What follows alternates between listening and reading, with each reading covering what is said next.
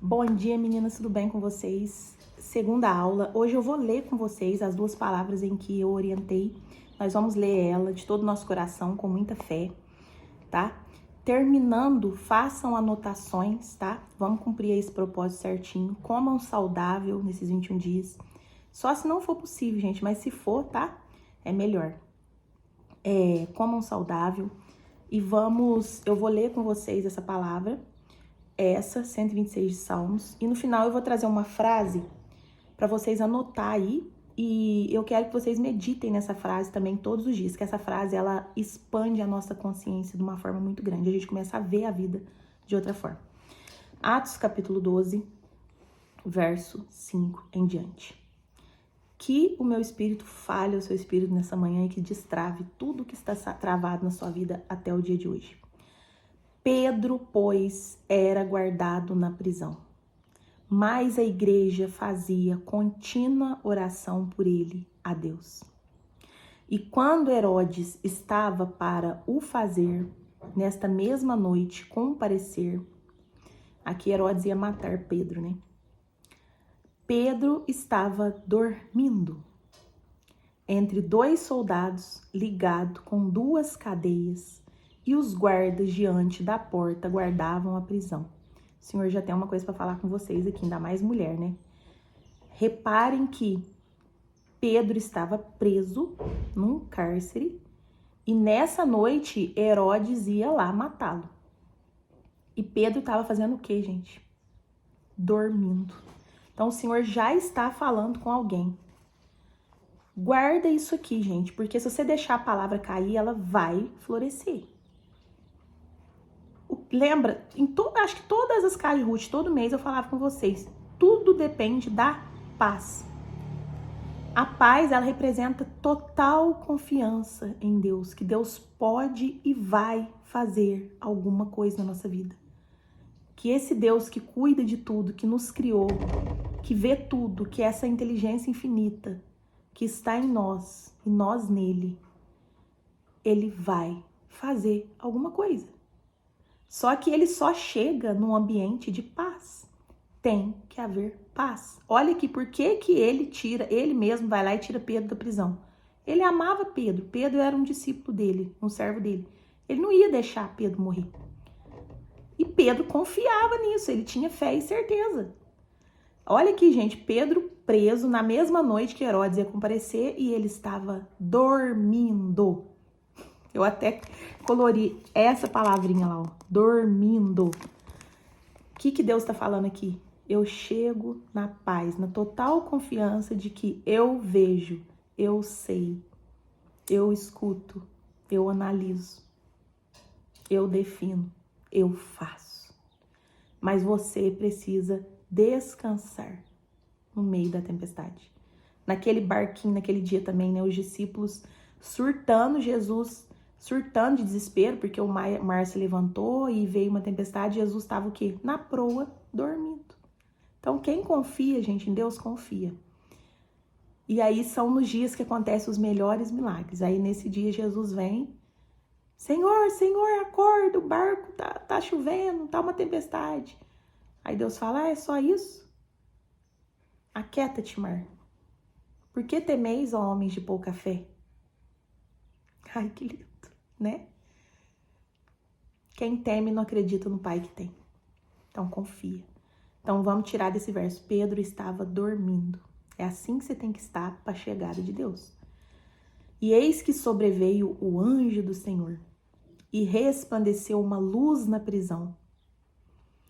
E tocando a Pedro na ilharga, o despertou. Olha, eu tava dormindo, gente, dormindo. O anjo teve que acordar Pedro. E o despertou dizendo, levanta-te depressa.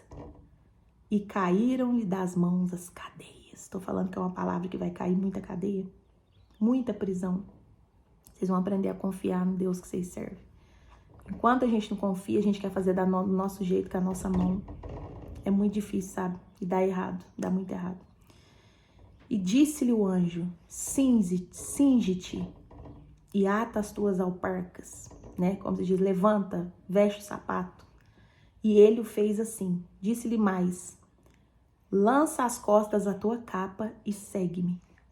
e saindo o seguia. Ó, Pedro só obedeceu. Nem sabia, né, quem que era, bora. É pra pôr sapato? É pra pôr a capa? Vamos. Só deixa Deus fazer, só obedece, só segue o direcionamento de Deus, só seja obediente. E segue-me. E saindo o seguia. E não sabia que era real o que estava sendo feito pelo anjo, mas cuidava que via alguma visão, né? Pedro não estava entendendo nada, ele só estava indo. E quando passaram a primeira e a segunda guarda, chegaram à porta de ferro que dá para a cidade, a qual se lhes abriu por si mesma. A proximidade dele com o anjo, com o poder daquele que faz, daquele que é, a porta abriu sozinha, a porta de ferro que estava guardada por soldados, por certo, com corrente, com cadeados, né? Abriu sozinha. Então a porta ela abre sozinha. Mas com que? Com a virtude, a presença e a confiança em Deus. A porta abre sozinha. Tá entendendo o recado que Deus tá falando? E tendo saído, percorreram uma rua e logo o anjo se apartou dele. O anjo veio só para tirar ele, né? A virtude do anjo, a potência, né? O poder da graça que faz tudo. É só confiar. A porta abre sozinha. E Pedro, tomando a si, disse: agora sei verdadeiramente que o Senhor enviou o seu anjo e me livrou da mão de Herodes e de tudo o que o povo dos judeus esperava. Porque esperavam Pedro morto, mas Deus esperava Pedro muito, muito, muito vivo. Vamos ler 126 Salmo para nós encerrar. Leiam, meditem, grifem a parte que o Senhor falar e confia e pratica o que eu tô falando aqui, que é isso aqui que vai virar o teu cativeiro.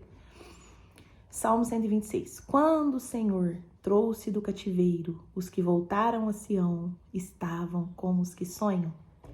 Então a nossa boca se encheu de riso e a nossa língua de cânticos. Então se diziam entre as nações: grandes coisas fez o Senhor a estes.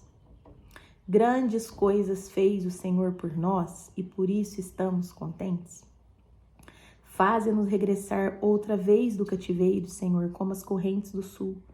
Os que semeiam em lágrimas cegarão com alegria. Aquele que leva a preciosa semente andando e chorando, voltará sem dúvida com alegria, trazendo consigo os seus molhos. Então, gente, é uma certeza. Quem volta do cativeiro, volta sorrindo, voltam como os que sonham, né? Tempo de promessas cumpridas, de chaves viradas, de novidades. Quem ficou no cativeiro agora volta encantado, né? Como os que sonham. Eu não acredito que Deus fez. É assim, sabe? E quem carregou a preciosa semente andando e chorando, né? Ou seja, por quanto tempo você viveu só de esperança? Você não tinha nada, mas você tinha uma esperança na palavra de que ia acontecer, né? O mundo virava, tudo caía, tudo dizia que não, era tudo oposto, muitas impossibilidades, tudo dando errado, mas você carregava a esperança, você não soltava, você carregou a palavra, essa esperança o tempo todo de que não, vai dar certo, vai acontecer, vai. E aí o que aconteceu? Voltaram com alegria, trazendo seus molhos, né? A prosperidade. Então, gente, e aí chega o tempo da exaltação. Diziam-se entre as nações, grandes coisas fez o Senhor a estes. Então vai chegar o dia que as pessoas te olharão com outros olhos e dirão: quem viu e quem vê, né? Grandes coisas fez o Senhor para esta pessoa.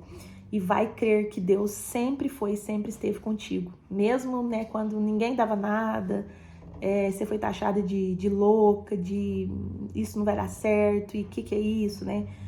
Porque o mundo, ele não entende o teu secreto com Deus, o que Deus te fala, para onde Deus está te enviando, te mandando. Então, as pessoas não entendem o agir de Deus, que o agir de Deus, ele é contra a mão do mundo, né?